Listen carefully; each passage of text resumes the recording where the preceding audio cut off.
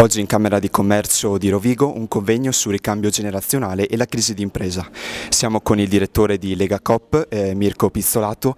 In cosa consisterà l'evento e quali saranno i temi che verranno dibattuti? Oggi è l'evento conclusivo di un progetto sostenuto dalla Camera di Commercio, per questo siamo in questa sede. Oggi trattiamo un tema molto delicato, molto specifico, che è quello del ricambio generazionale. Le imprese del Veneto fanno molta fatica a trovare il ricambio quando i titolari cessano la loro attività.